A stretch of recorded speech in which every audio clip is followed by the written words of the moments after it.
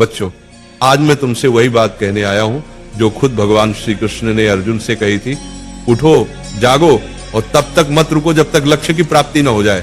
आज तुम्हारा रणभूमि में कोई युद्ध का मैदान नहीं, तुम्हारा रणभूमि है तुम्हारा किताबें और सपने, तुम्हारा गांडीव है तुम्हारा पेन, और तुम्हारा दुश्मन कोई और नहीं बल्कि तुम्हारी आलस्य, डर और टालमटोल है।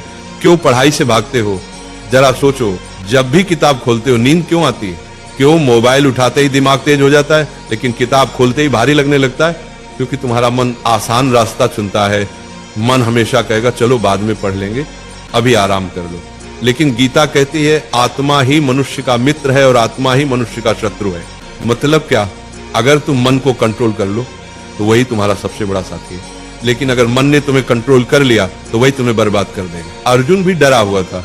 उसने कहा, हे माधव, मैं नहीं लड़ सकता, मेरा मन विचलित है। श्री कृष्ण ने कहा, हे पार्थ, उठो, तुम्हारा कर्तव्य युद्ध करना है और युद्ध से भागना अधर्म है। अब सोचो, अर्जुन को कुरुक्षेत्र का युद्ध जीतना था और तुम्हें अपनी पढ़ाई का युद्ध जीतना है। अर्जुन अगर मैदान से भागता तो इतिहास उसे कायर के रूप में याद करता। अगर तुम पढ़ाई से भागते हो तो आने वाली पीढ़ियां तुम्हें हारने वाले के रूप में जानेंगी।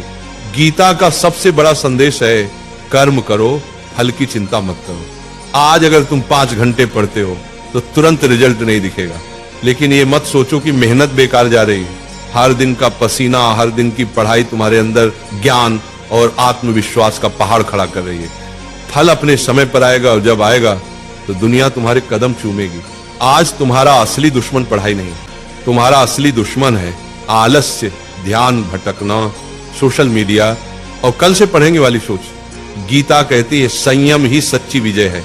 अगर तुम अपने दिमाग को मोबाइल से हटाकर किताबों पर टिकाना सीख गए तो तुम वही विद्यार्थी बन जाओगे जिसे देखकर लोग कहेंगे ये लड़का भगवान की दी हुई मिसाल है। याद रखो, अर्जुन ने युद्ध इसलिए जीता क्योंकि श्री कृष्ण उसके साथ थे। तुम्हारे पास भी श्री कृष्ण है, तुम्हारे गुरु, तुम्हारी किताबें और तुम्हारा विश्वास। जब भी थक जाओ ये मंत्र याद करो, उठो अर्जुन, पढ़ाई तुम्हारा धर्म है, पढ़ाई तुम्हारा कर्म है। तुम्हारा धर्म अभी सिर्फ एक है, पढ़ाई। बाकी सब इंतजार कर सकता है लेकिन समय नहीं। वक्त निकल गया तो कोई गुरु तुम्हें नहीं बचा पाएगा। अर्जुन ने मैदान में खड़े होकर कहा था, हे माधव, अब मैं तैयार हूं, अब मैं अपने धर्म का पालन करूंगा। आज तुम भी वही कहो, हे प्रभु, अब मैं आलस्य से लड़ूंगा, अब मैं किताबों को अपना धर्म मानूंगा। आज से तुम पढ़ाई से भागोगे नहीं, आज से तुम किताब को दुश्मन नहीं बल्कि सबसे बड़ा मित्र मानोगे। आज से तुम वही विद्यार्थी बनोगे जिसे देखकर माँ बाप की आंखें गर्व से भर जाएंगी।